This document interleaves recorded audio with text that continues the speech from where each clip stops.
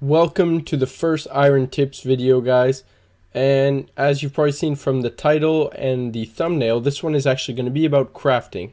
So before I get into the video, I just want to say that these videos shouldn't be pretty long. This one might be a bit, as you can see, I'm like really screwing up right here in the background. They won't be like too long. This one might be a bit longer because I just want to explain a bit. So I basically decided to do this because I've realized there's a lot of new players, like especially in the CC and stuff. I've been seeing a lot of new players to the game, and especially to the Iron Man mode. And it's something that a lot of people know, these tips. Like if you're a high level Iron Man, you probably won't need these tips. You probably know them all.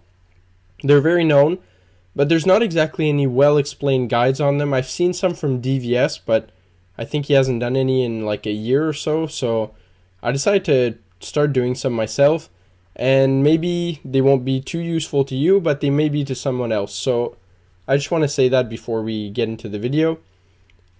I'll probably be showing 2 or 3 methods in this video, and they're probably my favorite methods and the ones I think that are actually the best, in my opinion. Obviously we can each have our own opinion on this. So I'm going to show the first method in a few steps. The first method, as you can see what I'm showing you right now, all of this combined makes a pretty good crafting XP, and I'll show you how.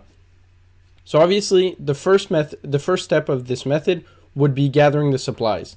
So here are the 3 items that you're going to want to gather in bulk. For the soda ash and seaweed, I would suggest, honestly, many people will go and collect seaweed at the Piscators fishing colony. You can do that. You just gather them from the nets if you didn't know. You can do that. I think it's like 1k per hour, but I think you can get better by camping charter ships. So I'll just show you what it consists of.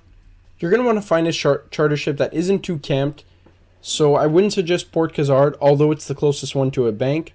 I would say more Port Sarim or Port, I don't even know the name of the ghost one, but Port Phasmatis, that's what it is.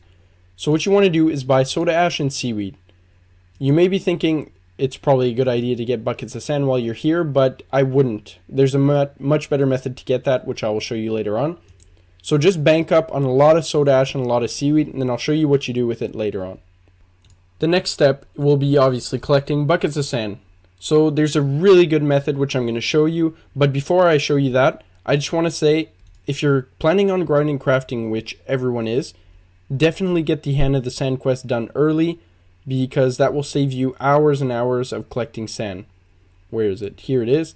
As you can see, once you've completed the quest, you can go talk to an NPC called Bert in Yanille, and he will directly transport 84 buckets of sand to your bank, and you can do that every day. So definitely stick to that.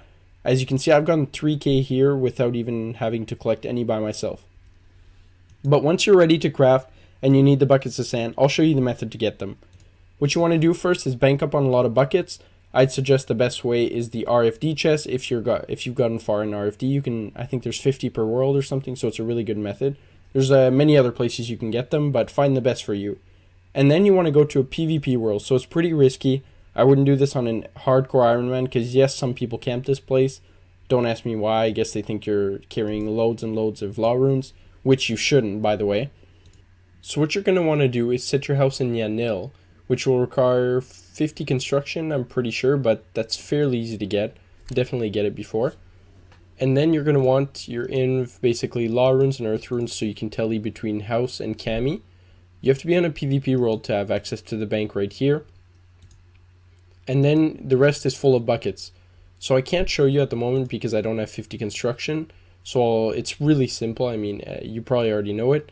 You basically just tally to your house, you go out, there's a sand pit right beside the house portal, so you go there, fill up your buckets of sand, tally back to Camelot, bank here, and then you repeat. So the step number 2 of this crafting method will be the actual crafting part. Once you have all your stuff banked, all your seaweed, soda ash, and buckets of sand, you're going to want to turn them into molten glass. You can do this 2 methods. The first method is not as good, not as fast, but it's still viable pre-61 crafting, basically. I'll explain why. You take 1 soda ash, 1 bucket of sand, well, 14 of each in your in. You go to a furnace, and then you just turn it into molten glass, and it's that simple. The second method, which is much better, you get 77 magic and you do the Lunar Diplomacy quest. So I'd suggest getting 77 magic right when you get 61 crafting. It's really easy and it's a good way to do it. You'll unlock the Lunar Spellbook with the Super Glass Make spell at level 77. I can't show it because I don't have the spellbook unlocked. But what that spell does is turns your inv of either seaweed or soda ash. So you can use seaweed, you won't need to waste your time turning it into soda ash, and the rest buckets of sand. With one click on the spell, it turns the whole inventory into molten glass. And you also get 1.3 times the molten glass, so you end up with more than you had banked in supplies. So that's basically how you get the molten glass. The next part will be turning them into unpowered orbs, and that's what you want to make because you'll be using them later on. Basically, you can just bank stand while turning molten glass into unpowered orbs, and it's really good XP per hour. And once you have all the unpowered orbs banked, this is where comes the third step, which can take quite a while because you'll have to charge all of those orbs. I'd suggest using the charge air orb spell because it's the highest crafting XP gains from the per orb. I mean, I wouldn't suggest this if you are in a hardcore Iron Man because it's in the Wildy. Then you probably use the fire one, the next best one. So what you want to do is charge all the unpowered orbs, and once you have the orbs, you attach them to battle staffs. So the battle staffs, I would really suggest getting them from the Varrock Medium Diaries, or Hard Diaries, or Easy even. You can buy them from Zaf for a discount, basically 7k per battle staff, and then once you turn it into a battle staff, they ouch for 9.3k. So it's a 2.3k margin, profit you make per battle staff that you make. So there's also another method that you may have heard of that's really good, and it's Ultimate Iron Man friendly. I think it's Lowlander that found it out, and DVS has made a video on it, I'm pretty sure. I'll just explain it briefly. It's really simple. Basically, it's the same concept, but instead of doing one step at a time, you do it all in one shot. So you would come to any charter ship, you would buy half the inv of soda ash, the rest of bucket of sand, and then you would already be on Lunar Spellbook, so you use your Super Glass Make. It would turn into molten glass, and then you can then turn it into the best thing you want to make, because you'll just be selling them back instead of banking them. It's really good at crafting XP per hour. I think it's 67 to 75k. I think that's what he found out. And the only downside to it is that you don't get future crafting XP from the orbs, because you won't have any orbs banked. You'll just be selling the supplies back. But it's still really good. If you want my personal opinion on how to go about your crafting, well, first of all, I would say try out various methods and find the one you like, the one that you enjoy the most, and I'd say do that because crafting can really get you burnt out because it's quite the long grind and it's something you really need to do. But this is how I would do it. I calculated, and from 46, the level you can make orbs, to 75, if you make it, do it through the first method I showed you, with the long process and making orbs and stuff, just making orbs, you'll bank about 15,787 orbs, I think it is. That's assuming you don't use the Super Glass Make spell. From there on, I would do 75 to 85 with the Ultimate Iron Man method, because it's really good crafting XP per hour. And for 85 to 90, since you had made already 15,787 orbs, you would have enough orbs banked if you make them into battle staffs to get 90 crafting.